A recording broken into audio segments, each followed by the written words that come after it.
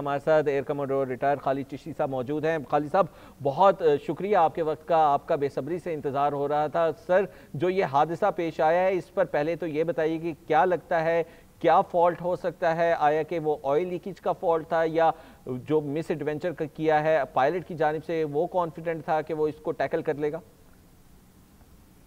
जी बहुत शुक्रिया। और मेरे देर से आने की माजरत यही है कि मैं दूसरे चैनल पर था, इसलिए आपके साथ टाइम नहीं हो सका इतनी जल्दी। जो आप कह रहे हैं, देखिए बहुत जल्दी है ये कहना कि फॉल्ट क्या हुआ होगा इस जहाज का, और क्या मेंटेनेंस फॉल्ट है या पायलट का कोई एरर है, ये बड़ा जल्दी है कहना। क्योंकि जाहिर है इस तरह की इंक्वायरी चंद मिनटों में या चंद घंटों के अंदर पूरी नहीं होती, ये बहुत लंबा प्रोसीजर होता है। लेकिन ये जरूर मैं कह सकता हूँ कि जाहिर है बड़ा अफसोसनाक है, हिंदुस्तान एयरफोर्स के लिए बहुत अफसोसनाक है। पायलट की जिंदगी गई, मैं उस पर अफसोस करता हूँ। जाहिर है कोई भी जानी जान चली जाए, वो भी एक फाइटर पायलट की, तो मेरे लिए जाहिर है अफसोस की बात है, एक बात। लेकिन जो डैमेज हुआ है वो उनको बहुत ज्यादा, एक इमेज बहुत डैमेज हुआ है इंडियन एयरफोर्स का, क्योंकि ये वो जहाज था जिसको वो इंटरनेशनल मार्केट में बेचना चाह रहे थे।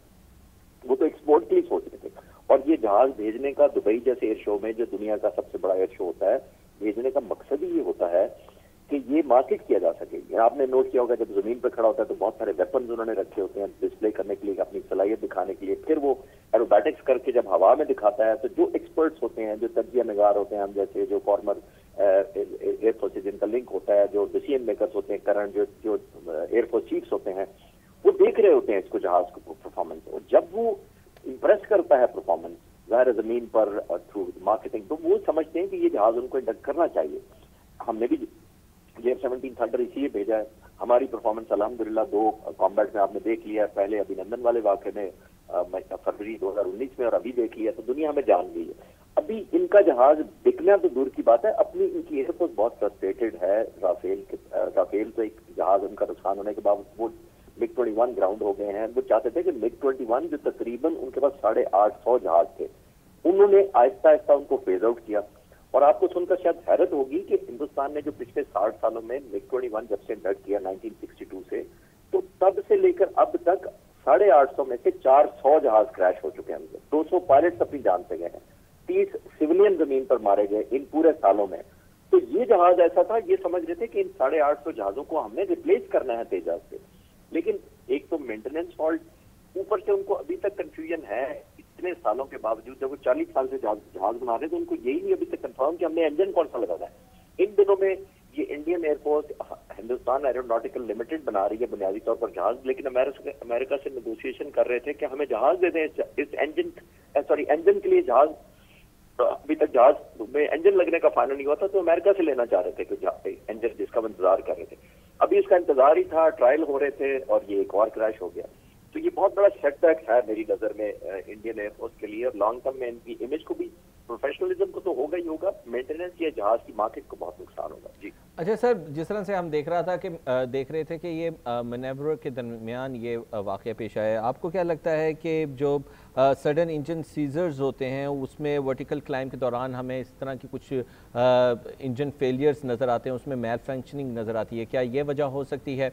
और ये बताइएगा कि जिस तरह से कंट्रोल को लूज़ किया गया है, जिस तरह से जहाज़ गिरा है, what does it look like कि ये फेलियर जो है, ये एरर जो है, ये पायलट का था?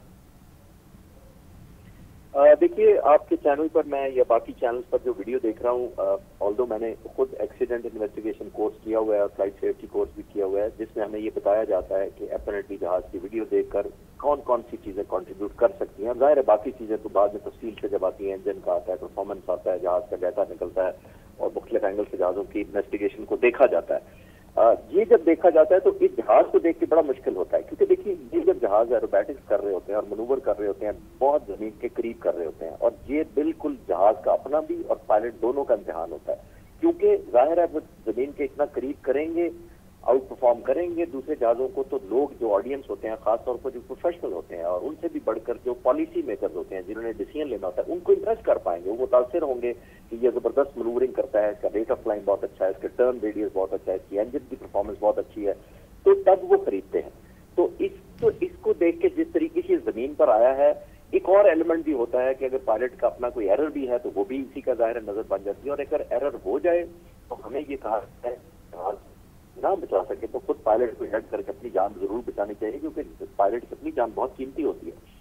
लेकिन क्योंकि पायलट जहाज के अंदर बैठा होता है, हजारों लोग देख रहे होते हैं, लाखों लोग टीवी पर देख रहे होते हैं, तो ये बहुत बड़ा एक प्रेशर होता है, इमोशनल प्रेशर होता है कि लोग मुझे देख रहे हैं, अब मेरा जहाज खराब हो गया या मेरे से कोई मनूवर गलत हो गया तो मैं एग्जिट करके अपनी जान बचा लूं।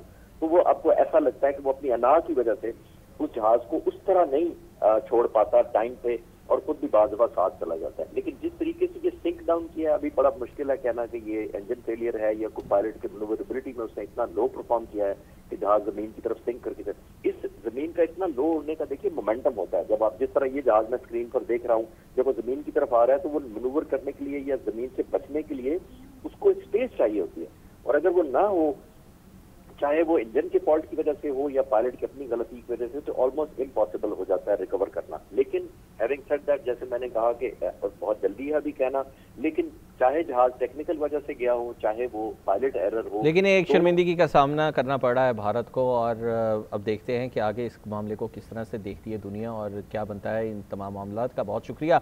हमारे साथ खालिद चिश्ती साहब, एयर कमोडोर रिटायर्ड, मौजूद थे। बहुत शुक्रिया आपका। तकनीकी खराबी के बावजूद तैयारे को उड़ाया गया और फिर हमने उसको फिर से अचानक से क्रैश होते हुए देखा। अपने नाज़रीन को बताएं कि अगर इसकी डेवलपमेंट कॉस्ट के हवाले से बात की जाए तो इसकी 13 बिलियन रुपीस यानी कि 13 अरब रुपए, इंडियन रुपीस जो हैं वो बताए जा रहे हैं कि इसकी कॉस्ट थी। 160 मिलियन डॉलर जो थी वो इसकी डेवलपमेंट कॉस्ट आई थी, और इसको जो डिस्प्ले में लगाया गया था 41 मिलियन डॉलर्स के हवाले से बताया जा रहा है कि इसकी सेल के हवाले से बात की गई थी 2023 के अंदर। और अब जिस तरह से इसकी परफॉर्मेंस रही है पूरी दुनिया ने देख लिया है, पूरी दुनिया ने अपनी आंखों से देखा है कि किस तरह से तेजस जो थे वो शॉपर की तरह हवा के अंदर नीचे गिरे हैं, उड़ते हुए हवा के अंदर उड़ते हुए नीचे ज़मीन बोस हुए, और फिर एकदम धुएं के काले बादल सब दुनिया ने इसकी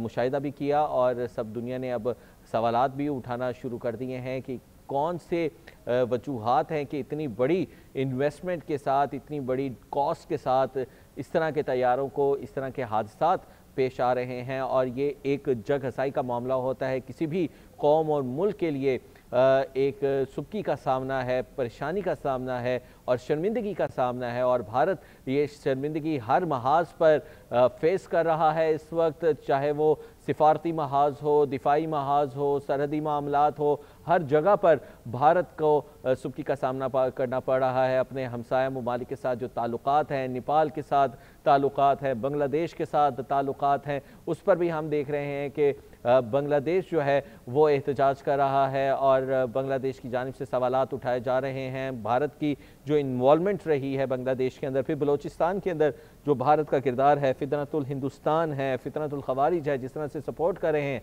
फिर हालिया मामलात हैं अफ़गानिस्तान के साथ पाकिस्तान के, उसमें भारत की जो सपोर्ट थी अफ़गानियों को, और जिस तरह से भारत कोशिश कर रहा था प्रोपेगेंडा फैलाने की, वो भी सबके सामने है।